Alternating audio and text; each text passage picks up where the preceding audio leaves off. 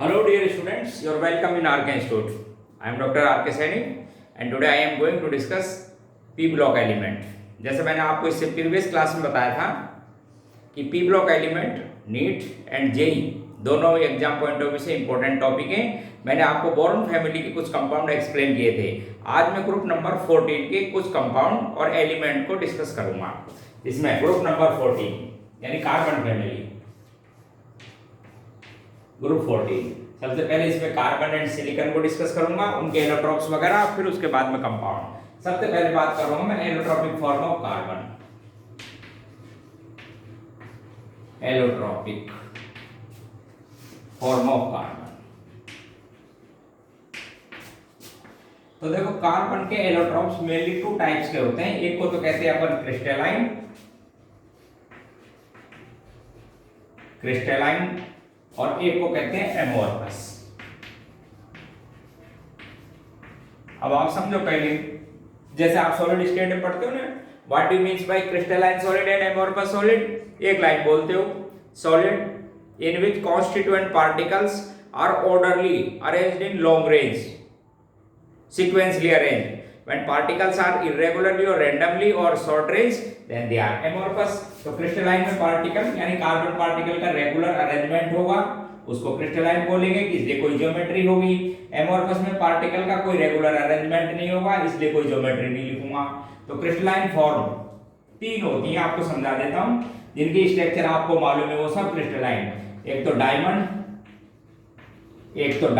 एक graphite, diamond है, graphite है, और एक फुल रिंग है। एक फुल रेंज। वैसे मैं आपको बता दूं, फुल रिंग की डिस्कवरी बहुत पुरानी नहीं है, 1985 में ये डिस्कवर्ड हुआ था। तो 1985 से पहले केवल दो ही क्रिस्टलाइन फॉर्म थी, और बाकी आप जितनी भी जानते हो कार्बन के फॉर्म, वो सब एमोर्फस हैं, जिनकी क्या नहीं मालूम मुझे स्ट्रक्चर। क्यों? Because carbon particles are irregularly या not regularly arranged, like as coke, जैसा आप कहते हो कोक। इसी तरह charcoal maybe animal charcoal, maybe wood charcoal, maybe animal charcoal. बस इतना पता है कि साहब इसमें कार्बन है, कैसा अरेंजमेंट है वो आप नहीं लिख सकते, क्योंकि एमोर्फस की क्या खास बात होती है, रेगुलर नहीं। इसी तरह से आप कहते हो कोल, कई तरह के कोल होते हैं, नेचर में मिलते हैं, बिटुमिनस, एंथ्रेसाइट, बहुत सी तरह के कोल, ठीक है। इसी तरह से लैंप ब्लैक सॉफ्ट सॉलिड होता है, जब केरोसिन वगैरह का पार्शियल कंबशन कराया जाता है, पार्शियल कंबशन, तो ब्लैक सॉफ्ट सॉलिड होता है, ये लैंप ब्लैक। तो ये सब क्या कौन सी फॉर्म है? एमोर्फस कार्बन की है। अब जिनकी स्ट्रक्चर आपको मालूम है उनके बारे में मैं थोड़ा बता देता हूं। एक तो डायमंड, वैसे सब आप इनको जानते हो, diamond, graphite and full range. तो थोड़ा सुनिए, देखो इनके इंपॉर्टेंट पॉइंट आप समझो। डायमंड के बारे में ये 5-7 पॉइंट आप सबको आने चाहिए, जहां तक मैं समझता हूं सबको आते होंगे, फिर भी मैं आपको रिवाइज कर देता हूं कुछ खास पॉइंट। डायमंड, पहली लाइन, कार्बन 3 डायमेंशनल स्पेस में टेट्राहेड्रली अरेंज होता है, 3 डायमेंशनल नेटवर्क स्ट्रक्चर। क्या लाइन है? 3 dimensional network structure. It is also known as network solid. जब क्लासिफाई करते हो ना क्रिस्टलाइन सॉलिड को, उस समय ये खास तौर से आता है, जैसे सॉलिड में बोलते हैं आयनिक solid, metallic solid, molecular solid and covalent solid और नेटवर्क सॉलिड। Example diamond. तो 3 डायमेंशनल नेटवर्क स्ट्रक्चर होती है। ध्यान से देखो, चारों सिग्मा बॉन्ड बने हुए, sp3 हाइब्रिडाइजेशन है। कार्बन के बीच की डिस्टेंस सिंगल बॉन्ड की 1.54 एंगस्ट्रॉम है। जितनी एल्केन में होती है कार्बन सिंगल बॉन्ड डिस्टेंस इतनी होती है। बहुत हार्ड सब्सटेंस है, बहुत ही हार्ड, या फिर मैं ऐसे बोल दूं कि एलिमेंटल फॉर्म में यदि बात की जाए, हार्डेस्ट एलिमेंट। और आपको पता होनी चाहिए जो हार्डेस्ट एलिमेंट्स होते हैं वो एब्रेसिव नेचर के होते हैं। Hardest element and act as abrasive समझते हो? Cutting and sharpening of hard tool के कटिंग और शार्पनिंग में काम लिया जाता है। हाई रेफ्रैक्टिव इंडेक्स, अगला पॉइंट बात करूं तो हाई रेफ्रैक्टिव इंडेक्स हाई। अच्छा, जब रेफ्रैक्टिव इंडेक्स जब बहुत हाई होता है तो पता क्या आता है इसकी ब्राइट रेस का मेन रीजन क्या है, हाई रेफ्रैक्टिव इंडेक्स। अगली बात, thermodynamically less stable than graphite, it's standard enthalpy formation is +1.9। आप इस बात को समझिए, आप एक लाइन समझिए, थर्मोडायनेमिकल पॉइंट ऑफ व्यू से कोई इलेक्ट्रॉन वो ज्यादा स्टेबल बोला जाता है जो नेचर में मोर कॉमन फॉर्म होता है, तो इसकी ग्रेफाइट को बोला जाता है। ग्रेफाइट की standard enthalpy formation taken to be 0, it means graphite is thermodynamically more stable. अब एक लाइन सुनो, और बोले केमिकली, तो chemically more stable because strong bond, पर थर्मोडायनेमिकली लेस स्टेबल। ग्रेफाइट के लिए बोलूंगा तो thermodynamically more stable but chemically less stable, जिसको काइनेटिकली भी बोल सकते हो, ठीक है, kinetically more stable, thermodynamically less stable than graphite, ठीक है।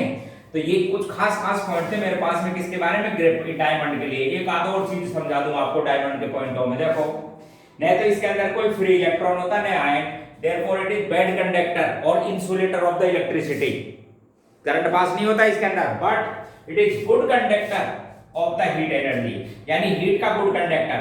हीट का गुड कंडक्टर क्यों, बिकॉज क्लोज पैकिंग स्ट्रक्चर।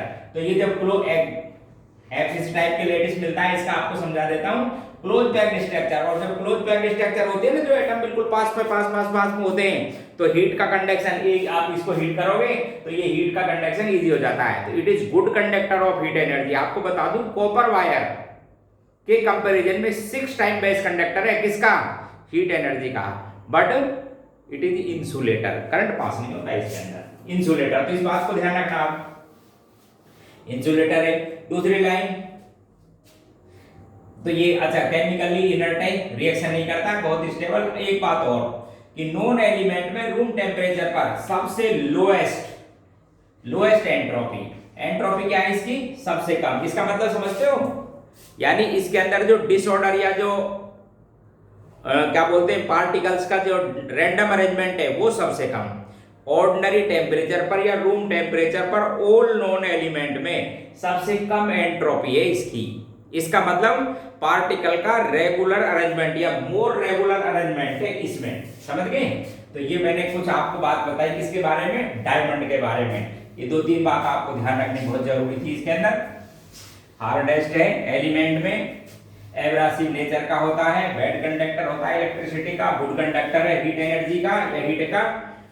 और इसके बाद में अब बात 3 डायमेंशनल नेटवर्क स्ट्रक्चर थी। इसके बाद में दूसरा इलेक्ट्रोपिक फॉर्म है ग्रेफाइट। इसी तरह से इसके बारे में भी आपको मैं 4-5 पॉइंट बताता हूं।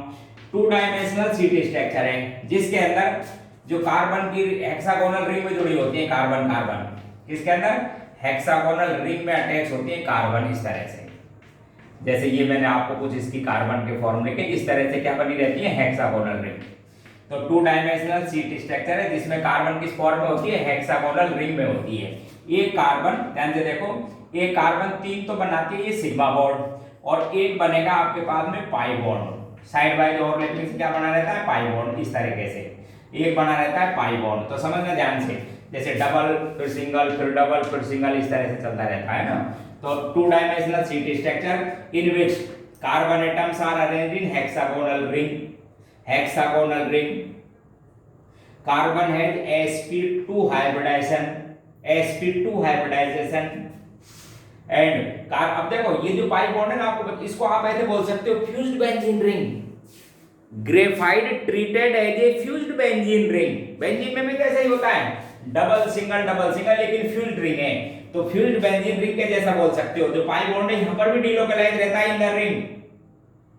तो कोई पूछे ना कार्बन ये बॉन्ड ऑर्डर कितना है, तो बॉन्ड ऑर्डर नहीं, तो ये आप ध्यान रखना कंप्लीटली सिंगल है और नहीं डबल है। तो ये जो पाई बॉन्ड है 3 जगह, एक इसके साथ और इसके साथ डिलोकलाइज फॉर्म होगा, तो बॉन्ड ऑर्डर होता है 1.33।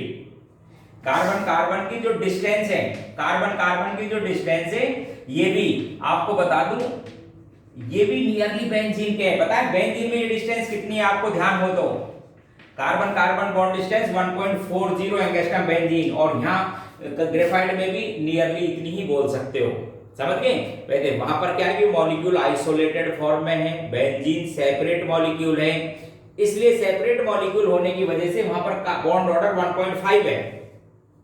नोटिस करें आप, बेंजीन क्या है? एक आइसोलेटेड मॉलिक्यूल है, बॉन्ड ऑर्डर 1.5 है, और यहाँ बॉन्ड ऑर्डर कितना है? 1.33, इसलिए उससे थोड़ी सी ज्यादा है इसकी बॉन्ड डिस्टेंस, उससे थोड़ी सी ज्यादा है। अगली बात, ये रिंग में जो पाई इलेक्ट्रॉन में बोल रहा था डीलोकलाइज होता है, इसकी वजह से good conductor of the electricity, pi electron ring के अंदर डीलोकलाइज, अपनी जो ये सीट बनी हुई है, सीट इसके अंदर कैसा रहता है? डीलोकलाइज, और जब डीलोकलाइज रहता है तो इलेक्ट्रिसिटी को कंडक्ट कर देता है, and hence graphite is good conductor of the electricity. However it is less conductor of the heat है तो सही, लेकिन लेस कंडक्टर क्यों? क्योंकि जो सीट है उनके बीच में गैप है, तो इसकी जो ये सीट बनी हुई है 2D वाली, इसको भी समझना। जैसे ये एक लेयर बनी हुई है, एक लेयर, ठीक है, दो तरह के मिलते हैं, आपको बता दो ग्रेफाइट की दो तरह के एलोट्रोपिक फॉर्म है, alpha and beta, alpha form and beta, दो तरह के क्रिस्टलाइन फॉर्म में रहता है। अल्फा में तो अरेंजमेंट होता है A B A B A B A B, hexagonal ring है ए बी ए बी, और बीटा फॉर्म में रहता है ए बी सी, इस तरह का अरेंजमेंट। तो ये जो लेयर है ना, इनके बीच में जो डिस्टेंस है, जैसे एक लेयर ए, फिर ये बी, फिर उसके बाद में ए, फिर बी, ऐसी जो भी है, तो ये जो लेयर के बीच की डिस्टेंस है ये है 3.35 एंगस्ट्रॉम, रफली 3.40 एंगस्ट्रॉम लिख सकते हो। तो इस डिस्टेंस की वजह से इनके बीच में क्या रहेंगे? Van der Waals attraction. अच्छा, जो वंडरवाल फोर्स रहते हैं वीक, ध्यान से सुनना इस बात को, इसलिए ये जो लेयर है एक दूसरे पर स्लिप्ड हो जाती हैं, इसलिए graphite slippery and soft solid होता है। और two dimensional sheet structure, melting point sufficiently high, but it is a soft solid and hence it used as a solid lubricant when machinery at as high temperature. क्या कह दिया कि जब machine बहुत high temperature पर काम करती है तो उस समय जनरली ऑयल और ग्रीस तो एवोपरेट हो जाते हैं। वैसे बेस्ट लुब्रिकेंट तो ऑयल और ग्रीस होते हैं जैसा आप समझते हो, लेकिन जब मशीन हाई टेम्परेचर पर काम करती है तो लिक्विड और ये जो है ना ऑयल और ग्रीस काम नहीं आते हैं लुब्रिकेंट, इसको काम लिया जाता है सॉफ्ट लुब्रिकेंट। क्यों? सॉलिड है, सॉफ्ट सॉलिड है, क्यों? लेयर्स के बीच में कहते हैं वंडरवाल अट्रैक्शन, वीक है, सॉफ्ट है, सफिशिएंटली हाई मेल्टिंग पॉइंट है क्योंकि है तो 2D स्ट्रक्चर पॉलीमेरिक फॉर्म में, तो सफिशिएंटली मेल्टिंग पॉइंट होने की वजह से, सॉफ्ट होने की वजह से इसे सॉफ्ट सॉलिड की तरह काम लिया जाता है। तो ये बात थी आपके पास में ग्रेफाइट के बारे में। बाकी बॉन्ड एनर्जी वगैरह आपको मैंने समझा दिया, डिस्टेंस, ये सब ग्रेफाइट के बारे में पॉइंट। थर्मोडायनेमिकली अभी मैं आपसे बोल रहा था, thermodynamically graphite is most stable form of the carbon and its standard enthalpy formation assume to be 0। किसकी बोली जाती है बताओ एक बार? जो मोस्ट कॉमन फॉर्म होती है नेचर में उसे बोला जाता है थर्मोडायनेमिकली मोर स्टेबल। तीसरा एक फुलरेंज के बारे में, तीसरा अभी आपको मालूम बताऊं, फुलरेंज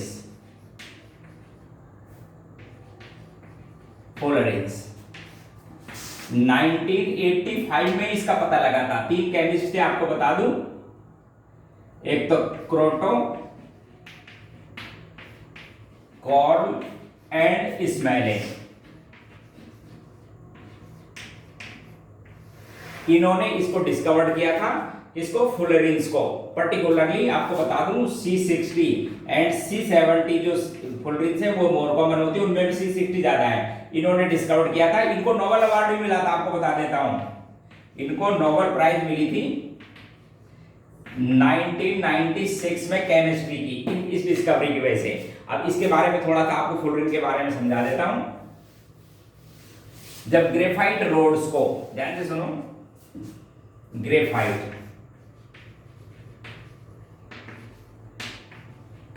ग्रेफाइट रोड्स, इनको इनर्ट एटमॉस्फेयर में इलेक्ट्रिक आर्क जनरेट किया जाए, इलेक्ट्रिक आर्क काफी हाई टेम्परेचर पर जनरेट किया जाए इनर्ट एटमॉस्फेयर, तो क्या कि जो कार्बन है वो वेपर्स में कन्वर्ट हो जाएगा। कार्बन किस में बदल जाते हैं? वेपर्स में। हाई टेम्परेचर है, आप इसको जब ठंडा करेंगे, कूलिंग करेंगे, कंडेंसेशन, जब कंडेंस करेंगे तो यहां पर कार्बन सूट मिलता है, क्या मिलता है? Carbon suit. वैसे मेनली उसके अंदर कार्बन ब्लैक होती है, लेकिन उसके अंदर उस कार्बन सूट में जो मिक्सर होता है उसमें इस तरह के CN या इसको C2N टाइप के मॉलिक्यूल कहते हैं। इस मॉलिक्यूल्स को, मिक्सर को, बहुत से मिक्सर हैं, इसको कहते हैं फुलरेंस। इस मिक्सर को क्या कह देते हैं अपन? फुलरेंस। इसके अंदर कार्बन 30 से और कार्बन 350 और इससे भी ज्यादा तक के मॉलिक्यूल नोन है। लेकिन खास लाइन ये है, मैं आपको बता दूं कि इसमें जितने भी मॉलिक्यूल मिले ना, उन सब में कार्बन इवन नंबर में कोई भी अभी तक ऑड नंबर का फुलरेन नहीं मिला। इसमें से कार्बन 60, 70 सब इसमें मिलते हैं। इस कार्बन सूट में कार्बन ब्लैक के अलावा CN टाइप के मॉलिक्यूल या 2N इसीलिए लिख देते हैं क्योंकि क्या है, इसमें कार्बन इवन नंबर में, ऑड नंबर का कोई नहीं। इनमें सबसे मोस्ट कॉमन, सबसे ज्यादा जो मिलता है वो होता है C60। तो जनरली C60 को फुलरेन के नाम से जानते हैं। रीजन मैंने आपको समझा दिया। अब इस C60 की क्या स्ट्रक्चर है वो देख लो एक बार। C60 जो मॉलिक्यूल है उसकी स्ट्रक्चर को एक बार सुनो। C60 के बारे में काफी चीज अपने को पता है, आपको समझा दूं। इस C60 जो मॉलिक्यूल है इसके अंदर 12 तो है पेंटागोनल रिंग, पेंटागोनल रिंग, और 20 है इसके अंदर हेक्सागोनल रिंग, हेक्सागोनल रिंग।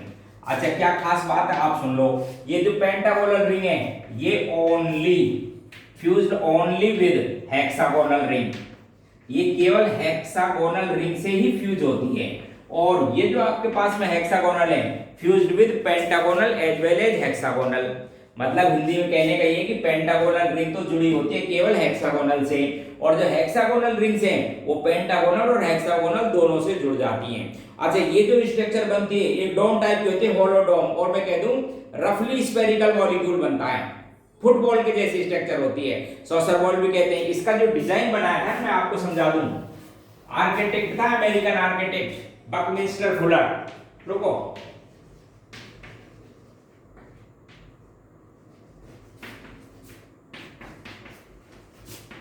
देखो सुनो एक बार ध्यान से। ये कोई केमिस्ट नहीं है, ये क्या है? आर्किटेक्ट है, अमेरिकन आर्किटेक्ट। इसने इस C60 का एक डिजाइन बनाया था और उस डिजाइन की वजह से इस C60 को बकमिंस्टर फुलरेन भी कहते हैं। क्या कहते हैं इसको? बकमिंस्टर फुलरेन। रुको,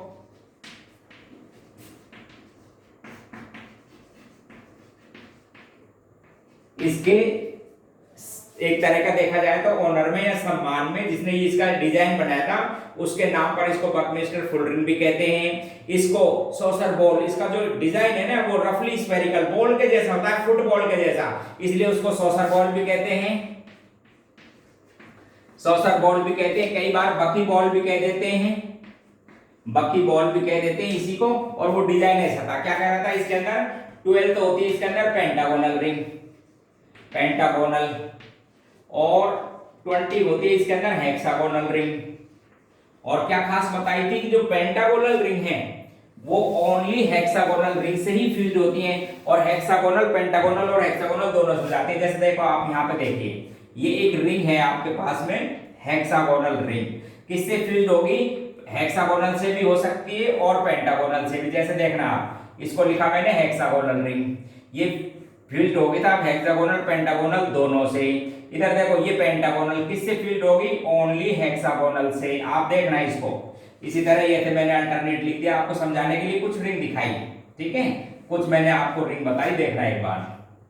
इसी तरह से ये आपके पास में कोई पेंटागोनल ऐसे लिख दिया, ये पेंटागोनल थी, इधर हेक्सागोनल रिंग लिख दी। अब आप देखो इसी तरह से फर्दर इसकी और अटैच होंगी ऐसे, इसी तरह से ये और रिंग बनेंगे ऐसे, इस तरह से बहुत सी रिंग बनती है। तो ऐसे बन के, और ये कैसी बन जाती है? एक फुटबॉल के जैसी स्ट्रक्चर बन जाती है, सॉसर बॉल, रफली स्फेरिकल। अब इसमें बता दूं आपको 60 एरो हैं। अब इसके अंदर कोई पूछे बताओ कार्बन कार्बन के कितने बॉन्ड्स हैं? आप सुनो आप ध्यान से, इस लिंक रिंग को देखो। तो ये जो कार्बन कार्बन बॉन्ड है वो दो में कंट्रीब्यूट है, एक तो इस रिंग के साथ, एक ऐसे सब में। तो जो आपके पास में 20 है ना, तो एक रिंग के अंदर कितने हो जाएंगे? 3। देखो इसका कंट्रीब्यूशन हाफ इसमें हाफ इसमें, ठीक उसी तरह थे। तो हेक्सागोनल में जो 6 बॉन्ड थे 3 ही हुए, 20 आपके पास में, तो 60 तो कार्बन कार्बन इसकी वजह से हो गए। इसकी बात करूं तो इसके अंदर कितना आएगा? हाफ इसका हाफ इसका हाफ हाफ, ऐसे सब में बॉन्ड बनेंगे। इसलिए इसमें एक में कंट्रीब्यूशन हो जाएगा 2.5, टोटल है 12, तो ये हो जाएगी 30। तो टोटल कोई पूछे बताओ भाई कार्बन कार्बन के कितने बॉन्ड है, तो आप क्या आंसर दोगे 90। दोनों तरह के बॉन्ड होते हैं इसमें, कार्बन कार्बन सिंगल बॉन्ड भी होते हैं, कार्बन कार्बन डबल बॉन्ड भी होते हैं, sp2 हाइब्रिडाइजेशन माना जाता है। तो कार्बन कार्बन जब ये सिंगल बॉन्ड में होता है तो बॉन्ड डिस्टेंस होती है 1.43 एंगस्ट्रॉम के आसपास, और जब कार्बन कार्बन डबल बॉन्ड में होता है तो 1.38 angstrom. Carbon carbon double bond और सिंगल बॉन्ड दोनों का मिलता है। ये भी ग्रेफाइट के जैसा कंडक्टर होता है इलेक्ट्रिसिटी का, इसमें पाई इलेक्ट्रॉन्स हैं, ठीक है। इसकी enthalpy of formation, standard enthalpy of formation plus में 38.1 किलो जूल पर मोल, यानी थर्मोडायनेमिकली ये graphite as well as diamond दोनों से कम स्टेबल होता है थर्मोडायनेमिकली। इनकी डेंसिटी इसके बारे में और समझा दूं आपको। सबसे ज्यादा डेंसिटी होती है डायमंड की। डायमंड की डेंसिटी है 3.51 ग्राम पर ml। ग्रेफाइट थोड़ी कम होती है, ग्रेफाइट की डेंसिटी है 2.2 ग्राम पर ml। और जो फुलरिन है और भी कम डेंसिटी होती है, फुलरिन की डेंसिटी होती है 1.7 ग्राम पर ml। और बताऊं एक लाइन, यदि ग्रेफाइट को हाई प्रेशर और हाई टेम्परेचर अवेलेबल कराया जाए तो ये डायमंड में कन्वर्ट हो जाता है। ग्रेफाइट का कन्वर्जन देखो एक बार, ग्रेफाइट 1600 डिग्री सेंटीग्रेड टेम्परेचर और ध्यान से देखो 50,000 से 60,000 एटमॉस्फेरिक प्रेशर हो तो ये कन्वर्ट हो जाता है डायमंड में कन्वर्ट हो जाता है ग्रेफाइट इस कंडीशन पर। क्लियर? तो ये तीन एलोट्रोपिक फॉर्म थी, क्रिस्टलाइन फॉर्म किसकी, कार्बन की। ये तो साहब कार्बन के बारे में। अब मैं डिस्कस करूंगा ऑक्साइड्स ऑफ कार्बन। अब डिस्कस करूंगा कार्बन के ऑक्साइड्स। वैसे मोस्ट कॉमन तो आपको पता है 2 ऑक्साइड्स हैं, लेकिन एक तीसरा भी मिलता है। तो ऑक्साइड्स में कार्बन के ऑक्साइड्स 3, एक तो carbon monoxide well known CO2, also well known एक और होता है C3O2। पहले कार्बन मोनोऑक्साइड को बात करूं, ठीक है। तो इसका preparation of carbon monoxide simple. यदि आप कार्बन का ग्रेफाइट फॉर्म में इसका पार्शियल ऑक्सीडेशन कराएं, पार्शियल का मतलब समझते हो, लिमिटिंग रिएजेंट, लिमिटेड अमाउंट में पास करें ऑक्सीजन तो बनता है CO, ठीक है। ध्यान रखना लिमिटेड अमाउंट में, यदि सफिशिएंट हुआ तो CO2 बदल जाएगा। एक तो ये, दूसरा फॉर्मिक एसिड या डिहाइड्रेशन करा दो कंसंट्रेट H2SO4 से। क्या काम है इसका, वाटर रिमूव करना, बन जाएगा। या ऑक्जेलिक एसिड इसका भी डिहाइड्रेशन करा दो कंसंट्रेट H2SO4 से। वाटर बाहर निकालो तो 2 मॉलिक्यूल बनेंगे। वाटर बाहर निकलने के बाद में एक तो बनेगी साहब CO और एक बनेगी CO2। मिक्सर को KOH से पास कर दो, KOH के सॉल्यूशन से पास करेंगे तो पता है ये बेसिक है, ये एसिडिक, इसको एब्जॉर्ब कर लेगा और क्या मिल जाएगा आपको, CO गैस, ठीक है। ये आपके पास में इसकी प्रिपरेशन। इंडस्ट्रियल लेवल पर हाई लार्ज स्केल पर बनाने के लिए इसको 2 गैस से बनाते हैं। देखो इसका इंडस्ट्रियल प्रिपरेशन या मैन्युफैक्चरिंग।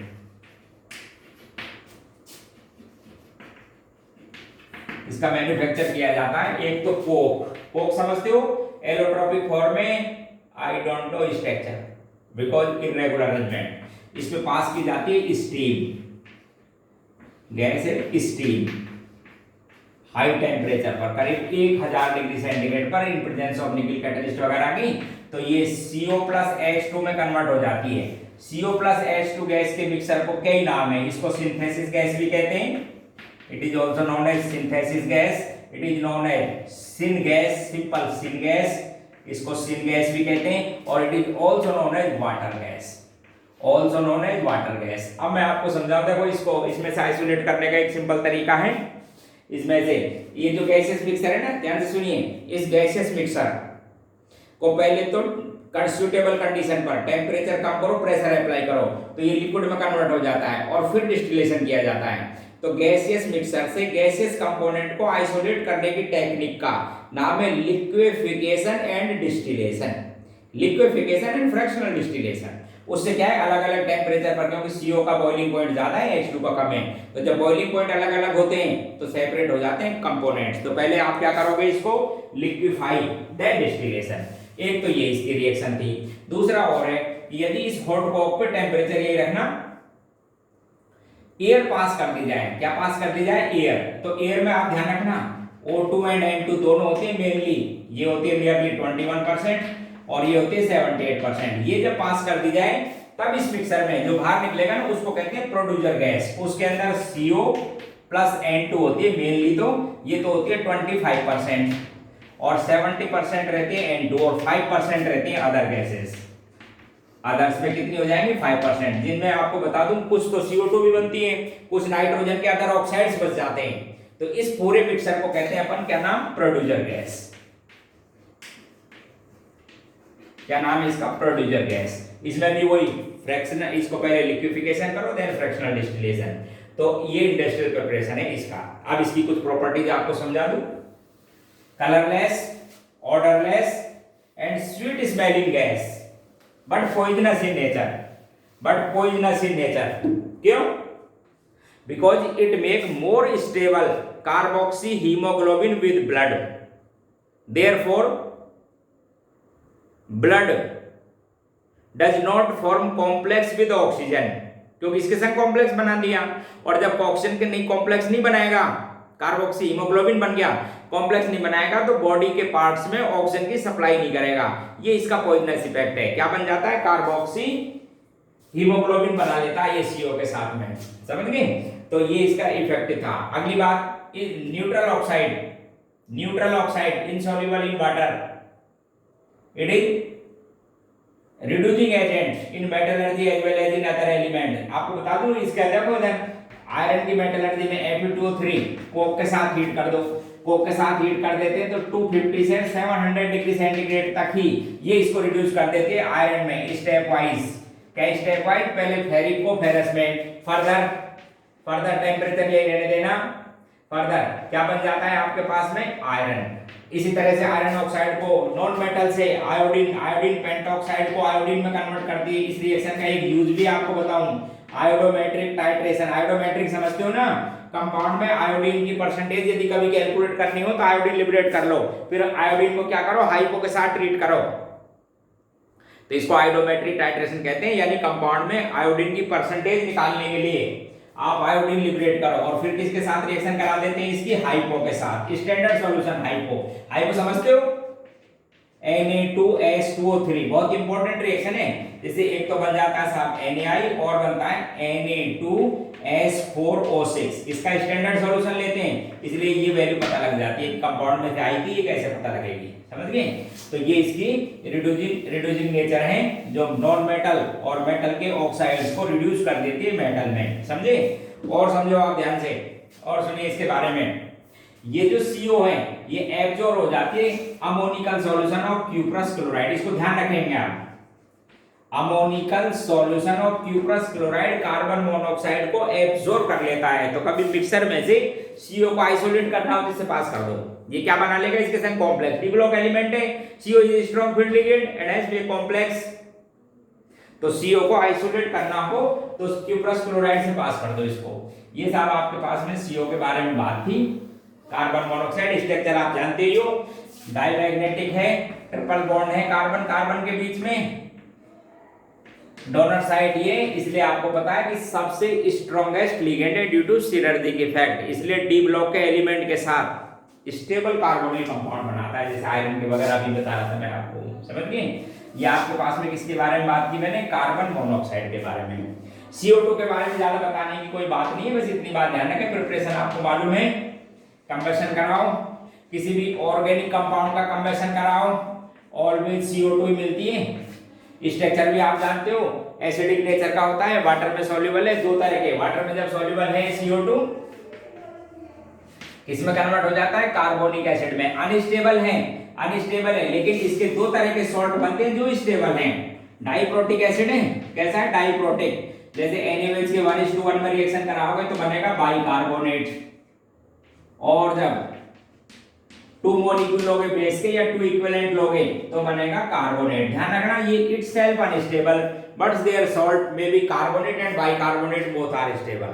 और यदि आपको लैब में CO2 बनाना हो तो आप ध्यान रखें इस कार्बोनेट और बाइकार्बोनेट की रिएक्शन करा देते हैं एसिड से, तो लैब में बन जाता है, ध्यान रखना, बाइकार्बोनेट और कार्बोनेट। जब आप रिएक्शन कराते हो एसिड से तो क्या ही बोल करेगा, CO2, NaCl बन जाएगा, H2O बन जाती है और साथ में क्या बन जाता है, CO2।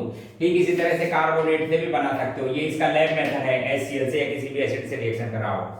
अच्छा, CO2 दो तरह के एसिड दो सॉल्ट बनाई थी, carbonic acid, bicarbonate and diprotic acid है।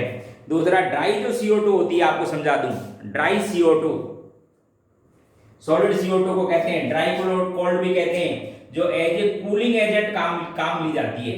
जैसे ये फूड जो प्रोडक्ट होते हैं ना उनको प्रिजर्वेटिव की तरह काम में लेते हैं ड्राई CO2 को, नॉन पॉइजनस होती है, नॉन टॉक्सिक होती है।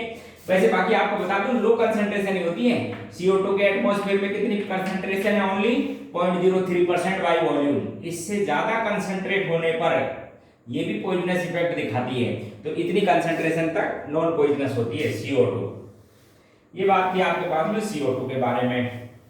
अगला इसका एक ऑक्साइड और है जिसको कहते हैं कार्बन सब ऑक्साइड, C3O2, कार्बन सब ऑक्साइड। अब आप पहले तो एक टर्म समझ लो, जब सब ऑक्साइड क्या है, कॉमन टर्म है, ये इसकी स्ट्रक्चर है, देखो सबका ऑक्टेट कंप्लीट है। जब एलिमेंट एलिमेंट एलिमेंट एलिमेंट और एलिमेंट ऑक्सीजन के बीच में बॉन्ड बनता हो तो ऐसे कोई लिए कॉमन टर्म ली जाती है सब ऑक्साइड, यानी दो binary compound in which presents the bond between atom and element and oxygen, then these are commonly known as suboxide। तो ये बोला जाता है कार्बन का सब ऑक्साइड। ठीक है, प्रिपरेशन इसकी है, जो मेलोनिक एसिड होता है, मेलोनिक एसिड याद करो, मेलोनिक एसिड इसका डिहाइड्रेशन करा देते हैं, P2O5 डिहाइड्रेटिंग एजेंट है, या P4O10 लिख सकते हो। टेम्परेचर बहुत ज्यादा नहीं है, 125 डिग्री सेंटीग्रेड पर हीट करो, इसमें से दो मॉलिक्यूल बाहर निकल जाते हैं और बन जाता है साहब C3O2, कार्बन सब ऑक्साइड। स्ट्रक्चर वाइज बात करूं ना इसकी, तो देखो समझाऊं आपको, ये साहब इसकी स्ट्रक्चर है, दो फंक्शनल ग्रुप लगे हैं COH, CH2 COH, इधर भी CH2 COH, इधर तो लगा लो आप OH और डबल बॉन्ड कर लो, ये जब हीट करोगे तो एक वाटर, तो ये बाहर एक वाटर, ये बाहर बन गया C3O2। स्ट्रक्चर भी यही है, इसकी लीनियर मॉलिक्यूल है, sp हाइब्रिडाइजेशन है, sp हाइब्रिडाइजेशन है, लीनियर मॉलिक्यूल है, डायमैग्नेटिक नेचर का है, डायमैग्नेटिक नेचर का है, कोवेलेंट मॉलिक्यूल है, गैसियस स्टेट में मिलता है, पॉइजनस नेचर का है, सॉल्युबल है वाटर में, और जब वाटर में डिसॉल्व करोगे तो सॉल्यूशन एक्वस सॉल्यूशन एसिडिक रहेगा और यही मेलोनिक एसिड बना देगा, और यही क्या देगा, मेलोनिक एसिड। तो ये तीन मेरे पास में ऑक्साइड्स थे कार्बन के। ठीक है, अच्छा अब मैं आपको कार्बन का एक कंपाउंड और है वो और समझाऊंगा, कार्बाइड। कार्बन के नेक्स्ट कंपाउंड है carbide.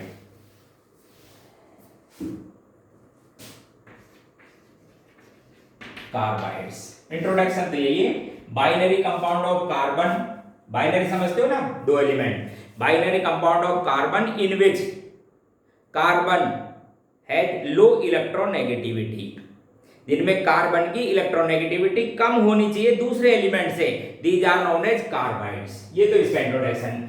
On the basis of their structure and units carbides are mainly three types. First ionic, ionic भी कहते हैं या इनको सॉल्ट लाइक भी कहते हैं, आयोनिक और सॉल्ट लाइक कार्बाइड। जैसे नाम से क्लियर है कि साहब इनके अंदर क्या मिलते हैं, आयंस। आयंस के बेस पे ये फर्दर थ्री टाइप्स, एक तो जिसके अंदर आयन मिलता है C-4, एक ऐसे होते हैं जिसमें C2-2, एक होता है C3-4, स्ट्रक्चर इसकी तो ये है ही, और C2-2 की होती है इस तरह की, कार्बन 3 बॉन्ड और ये नेगेटिव चार्ज। अच्छा, एक जो C3- की स्ट्रक्चर होती है इस तरह की, इस पे चार्ज -3, इस पे -1। तो जब ये यूनिट मिलती है, ध्यान से सुन लो, तो इसको कहते हैं मीथेनॉइड, मीथेनॉइड कार्बाइड या मीथेनाइड्स टाइप के। जब ये यूनिट मिलती है तो एसिटिलीन की जैसी यूनिट है ये, तो बोला जाता है एसिटिलाइड कार्बाइड, और जब ये यूनिट मिलती है तो ये एलिलाइड टाइप बोला जाता है, तो क्या कहते हैं इसको, एलिलाइड कार्बाइड। तो वापस आयोनिक और सॉल्ट लाइक कार्बाइड मेटल बनाएंगे, सीधी सी बात है, क्योंकि मेटल बनते हैं कैटायन और ये बनते हैं एनायन, तो इनकी स्ट्रक्चर में क्या मिलते हैं, anions. On the basis of the structure of anion as well as Their product of hydrolysis, ionic carbides are also three types, particularly methanoids, acetylide and aldehyde. Methanoid carbide consists C4 minus and only तो क्या कुछ F block बनाते हैं, बाकी एक तो beryllium और एक एल्यूमिनियम, इस टाइप के कार्बाइड बनाते हैं। इनको जब हीट किया जाता है, बेरिलियम वगैरह को कोक के साथ, कोक या इनके ऑक्साइड ले सकते हो, या क्या ले सकते हो, इनके ऑक्साइड कोक के साथ जब हाई टेम्परेचर पर हीट किया जाता है, 1000 से ऊपर टेम्परेचर होता है, आपको समझा दी, तब ये बनते हैं। तो बेरिलियम का फॉर्मूला +2 और इसके साथ मल्टीप्लाई करो तो बनेगा, देखो बनता तो ये, इसकी वैलेंसी 4 और बेरिलियम की होती है 2, ऐसे बनता है। लेकिन आप इसको कॉमनली क्या लिखोगे, Be2C। इसी तरह से एल्यूमिनियम का +4 चार्ज है, तो इसको लिखते हैं आप ऐसे, एल्यूमिनियम पे 3 और इसका ये। अच्छा, इनको बोलते हैं मीथेनॉइड कार्बाइड। जब इनका हाइड्रोलाइसिस कराएंगे तो बेरिलियम को तो वाटर का OH, मेटल पर तो बनेगा अपना हाइड्रोक्साइड, जैसे बेरिलियम हाइड्रोक्साइड बन जाएगा, और कौन सी गैस बाहर निकलेगी इनमें से, मीथेन। दोनों ही इनका हाइड्रोलाइसिस से क्या बन जाती है, मीथेन। तो पहला था आयनिक कार्बाइड में मीथेनॉइड, कौन बनाते हैं, mainly beryllium and aluminium. When these element or their oxide treated with coke at high temperature, then they form methanoid type of carbide. Formula: on their hydrolysis they evolve methane and hence also known as methanoid. ठीक है। Second एसिटिलॉइड, एसिटिलॉइड carbide बनाते हैं second A के metal, second A metal except beryllium. उनको चाहे metal की reaction करा दो या इनके ऑक्साइड की रिएक्शन करा दो, जैसे कैल्शियम ऑक्साइड, किसके साथ रिएक्शन कराओ, कोक के संग हाई टेम्परेचर पर, तो बनाएंगे।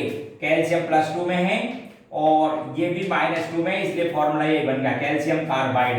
कैल्शियम कार्बाइड हाइड्रोलाइसिस कराओगे तो उस एनायन को ध्यान रखना, तो एक तो बन जाएगा साहब कैल्शियम हाइड्रोक्साइड, और साथ में कौन सी गैस इवॉल्व होगी, acetylene, acetylene, and as they are known as acetylide type of carbide। कौन बनाते हैं, सेकंड ए के मेटल एक्सेप्ट बेरिलियम, वो मीथेनॉइड बनाता है।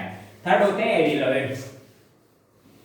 एलिलॉइड बनाता है या तो मैग्नीशियम, मैग्नीशियम या फिर इस मैग्नीशियम के कार्बाइड को, ये जो मैग्नीशियम कार्बाइड था, इसको एक्सिस ऑफ कार्बन के साथ हाई टेम्परेचर पर रिएक्ट कराया जाए। एक्सिस ऑफ कोक, मैग्नीशियम को या इसके कार्बाइड को एक्सिस ऑफ कोक के साथ जब हीट किया जाए तब इस तरह का कार्बाइड बनाएगा। फॉर्मूला क्या बनेगा बोलो, इसकी 2 और इसकी 4, तो Mg2C3। इसके हाइड्रोलाइसिस करेंगे तो गैस आएगी आपके पास में एरिलीन या एसिटिलीन जिसको कहते हैं। तो हाइड्रोलाइसिस करने पर मैग्नीशियम हाइड्रोक्साइड प्लस इसका एनायन के साथ जोड़ दो, क्या बनेगी आपके पास में, एसिटिलीन, सॉरी प्रोपाइन। प्रोपाइन को कॉमनली क्या कहते हैं, ध्यान रखना, एलिलीन। Propine is commonly known as aniline, and आप ध्यान रखना, भूल मत जाना। And propadiene, propadiene is commonly known as alene, याद रखना, propadiene is commonly known as alene, and acid propine, इसका नाम है propyne, is commonly known as allylene. हालांकि इसमें बॉन्ड वगैरह सब बराबर है, बस स्ट्रक्चर में अंतर है, ध्यान रखें। तो आयनिक कार्बाइड ये 3 तरह के थे, शॉर्ट लाइफ में बोलते हैं आयनिक। दूसरे होते हैं साहब आपके पास में कोवेलेंट। सेकंड है कोवेलेंट कार्बाइड, 3 तरह के बोले थे मैंने, आयनिक हो गए, सेकंड बता रहा हूं कोवेलेंट। कोवेलेंट एक तो बनाता है साहब सिलिकॉन और एक बनाता है बेरिलियम। सिलिकॉन SiO2 की रिएक्शन पहले कोक से कराते हैं हाई टेम्परेचर पर, बहुत हाई टेम्परेचर होता है, लगभग 2000 डिग्री सेंटीग्रेड, तो सिलिकॉन बन जाती है पहले तो, और कार्बन मोनोऑक्साइड बाहर, फिर ये क्या है, कार्बन से फिर रिएक्शन कर लेती है, तो एक तो बनता है SiC। इस एक तो कोवेलेंट में 2 है, एक तो SiC और एक होता है बेरिलियम का, सॉरी बोरॉन का, B4C। दोनों ही आपको समझा दूं, बहुत ही हार्ड एब्रेसिव, और आपको समझा देता हूं डायमंड के बाद सबसे हाईएस्ट तो हार्डनेस तो है डायमंड, उसके बाद दूसरे नंबर पर है B4C, उसके बाद में SiC है, इसको बोलते हैं सिलिकॉन कार्बाइड। स्ट्रक्चर कैसी है, 3 dimensional network like as diamond, 3D structure है कार्बन डायमंड के जैसी, बस alternate carbon silicon, infusible, melt नहीं होते, high melting point and used as abrasive material. ये 2 हैं आपके पास में कोवेलेंट। हालांकि इसकी स्ट्रक्चर तो आपको समझा दूं कैसी होती है, डायमंड के जैसी 3 डायमेंशनल। इसकी क्या है एग्जैक्ट स्ट्रक्चर तो खैर अभी नोन नहीं है, लेकिन इसके अंदर जो रिंग बनी होती है ना, चेन तो बनी होती है कार्बन की, जिसके बीच में जो B12 टाइप की आइकोसाहेड्रॉन यूनिट है उनसे हेल्ड होती है।